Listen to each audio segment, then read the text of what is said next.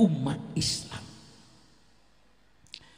Kalau pemerintah ingin tahu sejauh mana kontribusi umat Islam, bantuan umat Islam terhadap negara itu, persilakan pemerintah adakan sensus kuburan. Tapi yang saya maksud Pak Camat bukan kuburan umum, kuburan Taman Pahlawan itu. Karena saya yakin dari Sabang sampai Merauke setiap kabupaten mesti mempunyai Taman Pahlawan. Nah, Taman Pahlawan itu diperiksa namanya siapa, agama apa, siapa.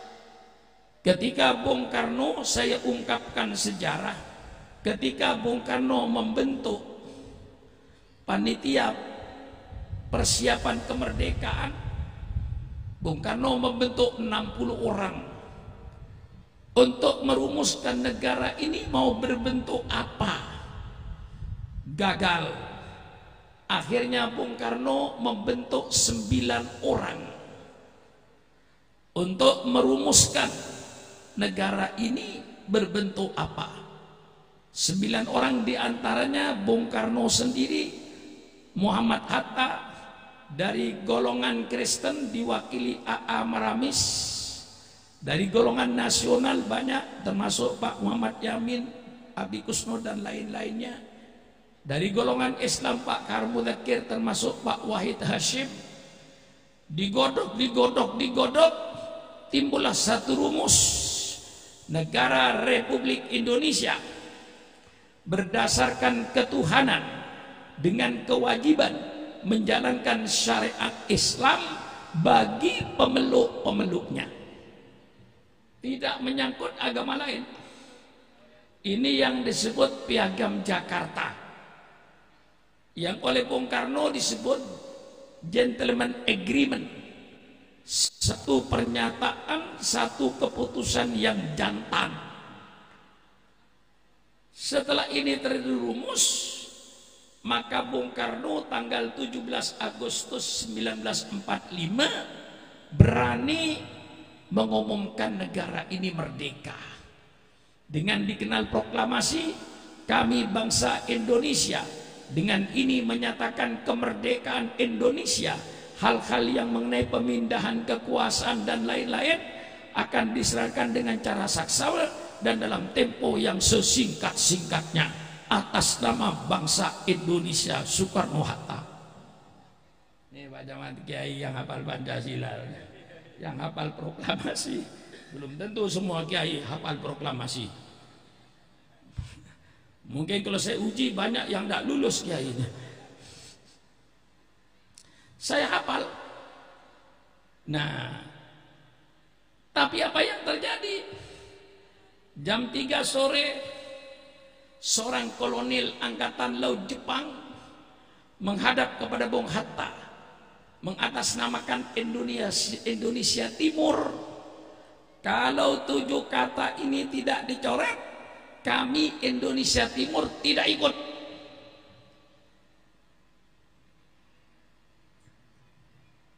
Bingung Bung Hatta.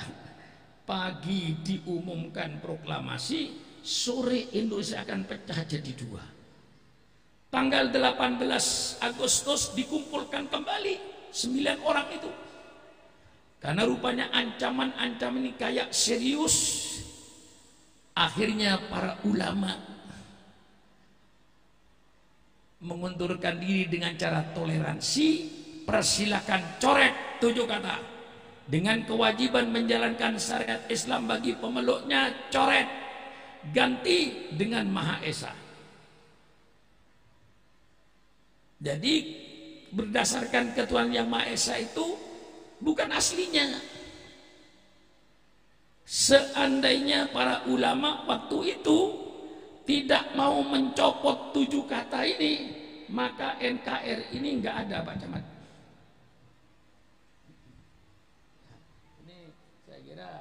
Pak Babinsa sejarah ini nggak tahu ini.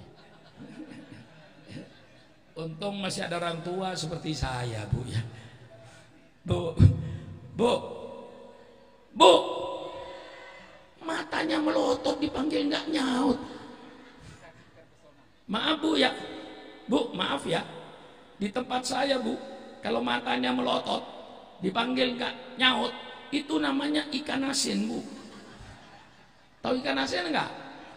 Matanya dipanggil, ibu matanya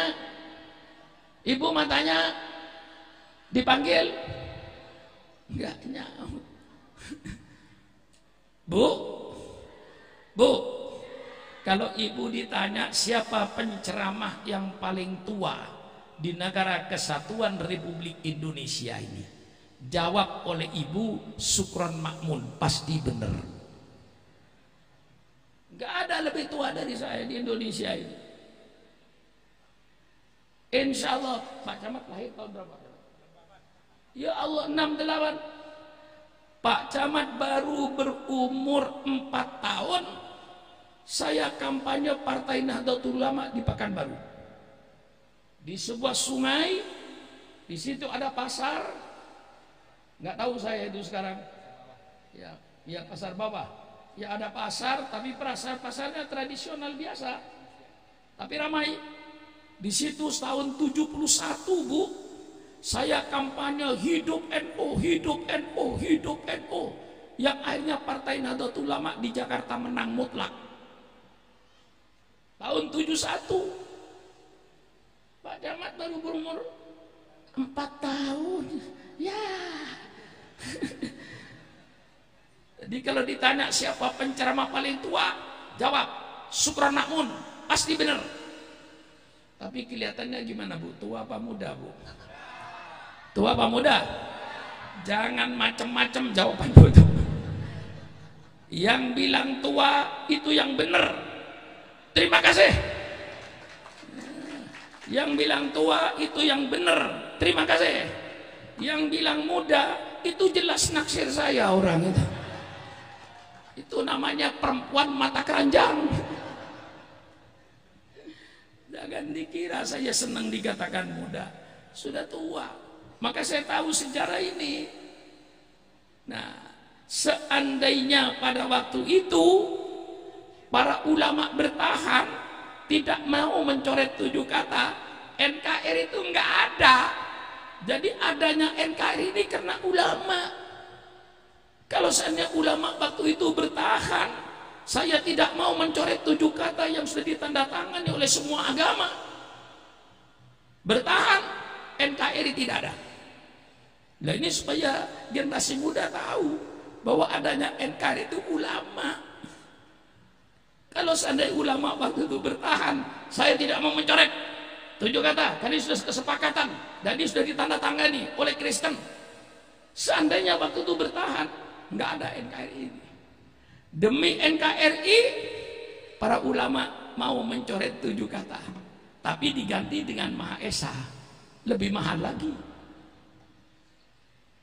Karena kalau kita pikir kata-kata Maha Esa itu ketuhanan yang Maha Esa, wa ilahukum ilahu wahid, itu sebenarnya yang dimaksud ketuhanan yang Maha Esa. Alhamdulillah berkah ulama pada waktu itu toleransi, terwujudlah NKRI ini. Maka mari kita jaga NKRI ini dengan pengorbanan kita semua, pengorbanan darah air mata. Agama Islam diturunkan kepada junjungan kita Nabi besar Muhammad sallallahu alaihi wasallam. Islam tidak langsung jaya, Islam tidak langsung besar. Jayanya Islam, tersebarnya Islam karena diperjuangkan oleh junjungan kita Nabi besar Muhammad SAW dengan para sahabat-sahabatnya, dengan segala pengorbanannya. Bukan hanya berkorban jiwa, bukan hanya berkorban harta, bahkan berkorban jiwa untuk membesarkan Islam ini. Sehingga para sahabat-sahabat Rasulullah menyesal, mengadu kepada Rasulullah, dia matinya di atas tempat tidur. Ya Rasulullah, mengapa saya mati di atas tempat tidur Rasulullah? Mengapa saya tidak mati di perang Badar? Mengapa saya tidak mati di perang Uhud? Mengapa saya tidak mati di perang Khaybar? Mengapa saya tidak mati di perang Khandaq? Mengapa saya tidak mati di perang Tabuk? Mengapa saya mati di atas tempat tidur Rasulullah? Saya hembuskan napas saya tanpa membela agama saya. Itu mereka merasa menyesal. Kalau mati di atas tempat tidur, itulah yang membesarkan Islam. Berlanjut Islam terus dari generasi ke generasi. Alhamdulillah, kita masyarakat di Kayu Aru tidak menjadi korban karena pengorbanan orang sebelum kita. Nah, ini yang saya bacakan. Orang sebelum kita berani mewakafkan tanahnya untuk masjid. Orang sebelum kita berani mewakafkan tanahnya untuk pesantren. Termasuk pesantren di Jakarta, pesantren saya tidak beli tanah. Itu tanah wakaf dari seorang Betawi, penduduk Betawi asli, mewakafkan tanahnya untuk pesantren. Yang harganya tanahnya itu, ya kalau saya jual tanah saya yang di Jakarta, satu kecamatan saya beli semua. Langsung syukuran makmun camatnya. Enggak Pak Camat, nanti dikira sungguhan. Iya. Kalikan saja oleh saudara. Pertama, saya punya tanah daerah Senopati. 1 meternya 50 juta, 1 meter persegi. Kali 3.500 meter. Hampir 200 miliar. Kalau 200 miliar, saya belikan di desa Kayu Aru, 1 desa. Jadi tanahnya syukuran maun, kepala desa nyinggir. Kalau 1 desa, tanah saya semua, mau ngurusin apa saudara? Enggak. Nanti khawatir takut dibeli oleh Pak Camat. Enggak, Pak Camat, enggak jadi. Mereka berkorban tanah untuk madrasah. Berkorban tanah, kadang-kadang jual kebun untuk apa? Untuk bangun masjid. Begitulah orang sebelum kita berani berkorban karena pengorbanan orang sebelum kita. Alhamdulillah kita tidak jadi korban.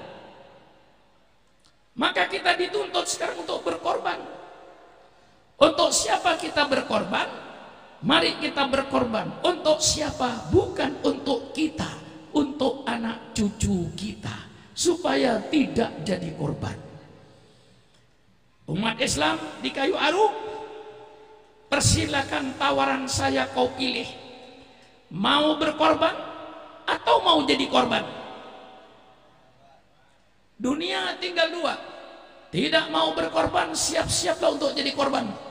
Kalau sudah jadi korban, tidak perlu berkorban. Sudah jadi korban, mau apa?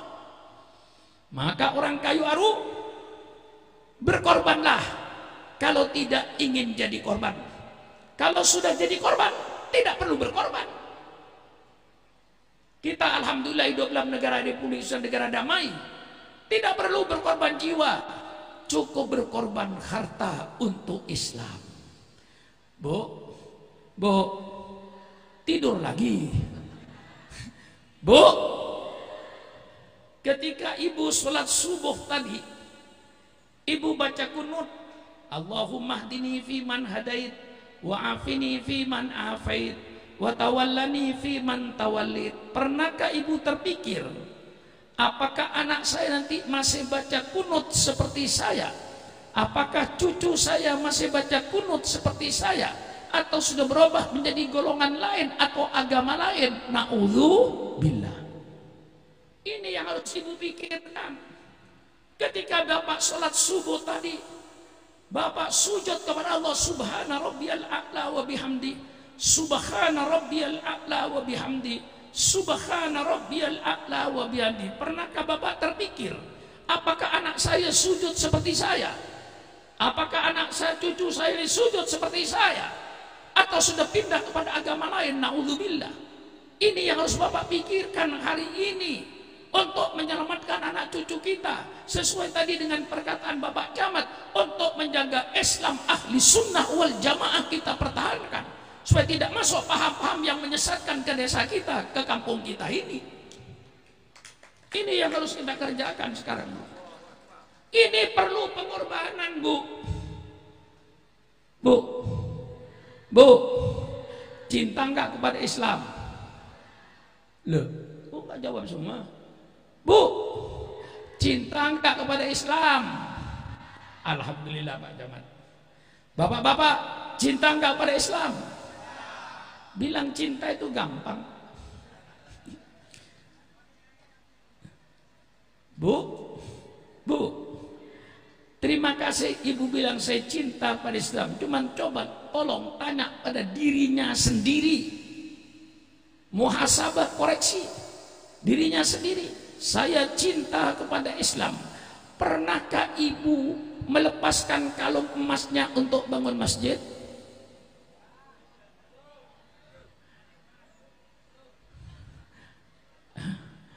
Pernahkah Ibu melepaskan gelang emasnya untuk bangun pesantren? Berapa persen kekayaan Bapak yang sebapak sumbangkan kepada Islam? Kata anak muda, bukan kata saya, Bu. Kata anak muda, cinta itu sama dengan pengorbanan. Tidak berani berkorban, jangan coba-coba main cinta. Cinta tanpa pengorbanan, cinta palsu, omong kosong. Kalau Bapak belum pernah berkorban dari harta untuk Islam, berarti cinta palsu. Berapa persen kekayaan Bapak yang Bapak berikan untuk Islam? Berapa persen kekayaan Ibu yang Ibu berikan untuk Islam? Berapa persen pikirannya yang Ibu curahkan, Bapak curahkan untuk Islam? Berapa persen tenaganya yang Bapak sumbangkan untuk Islam?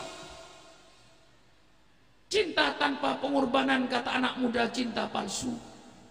Maka saya minta kepada seluruh umat Islam di Kampar ini khususnya, kalau masuk masjid bawa duit, ke majelis taklim bawa duit, majelis zikir bawa duit, supaya majelis zikirnya hidup, majelis taklimnya hidup, masjidnya hidup.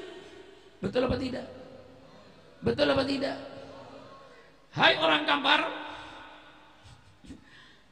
kalau kau tromol masjid lewat, engkau cuma masukkan duit 2.000, engkau bukan membantu masjid, menghina agamamu sendiri. Maaf Pak Camat, saya harus tegas. Kalau Pak Camat, tapi tidak mungkin. Kalau Pak Camat lewat tromol memasukkan duit 2.000, jangan merasa membantu Islam, menghina agamanya sendiri. Anaknya pun dikasih 2.000, mau sekolah nggak mau. Betul atau tidak? Masa mau masuk surga 2.000? Pakai otak. Maaf ya, walaupun kasar tapi mantep Pak. Saya yang perlu mantepnya itu. Lah masa tromol masjid masukkan 2.000? Itu menghina agama. Mau masuk surga 2.000. Itu menghina surga, meremehkan surga. Paling tidak bawa duit. Saya tidak minta kekayaan Bapak. Minimal hari Jumat, semua tahu inna yaumal jum'ati sayyidul ayyam. Hari yang dihormati hari Jumat. Saya minta seluruh perokok-perokok di desa Aru, Kayu Aru, hari Jumat berhenti merokok. Mulai subuh berhenti merokok. Hormati hari Jumat. Uang rokoknya masukkan tromol masjid.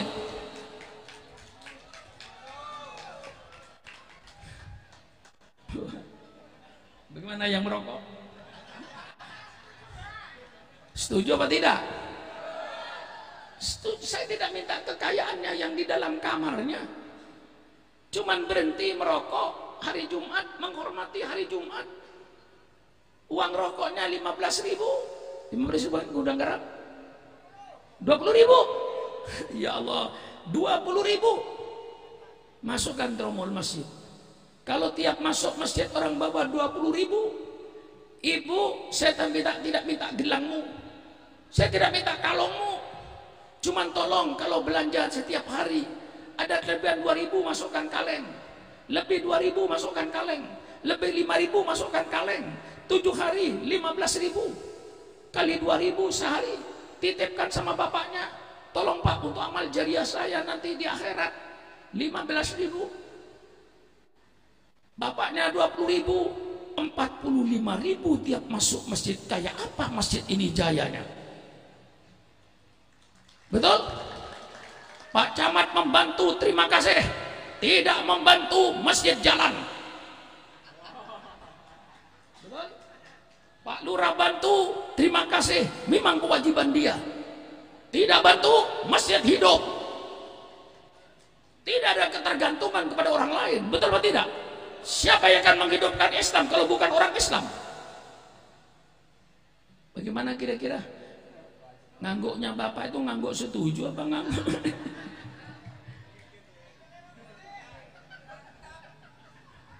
Maka Ibu kalau habis dari pasar ingat saya, Bu.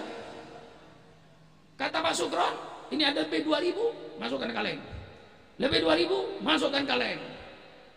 Kamis Jumat pagi, lihat, titipkan sama suami untuk nanti setelah ibu di kuburan.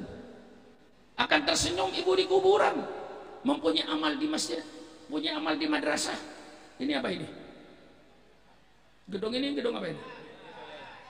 Punya andil di TPA. Guru-guru TPA-nya seger. Kira-kira saya ini kelihatannya seger enggak, Bu? Seger enggak, Bu? Tahu nggak rahasianya? Tahu nggak rahasianya?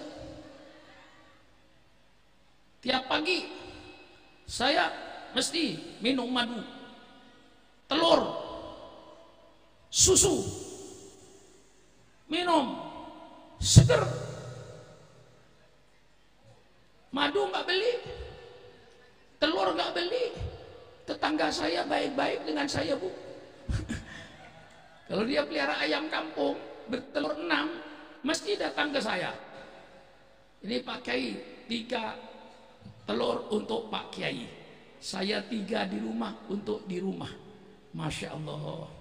Yang kirim madu, Masya Allah, Bu. Madu dari Yaman ada, madu dari Bima ada, madu dari Bangka ada, madu dari Pekanbaru ada, tapi jarang-jarang. Di lemari saya itu rentetan madu.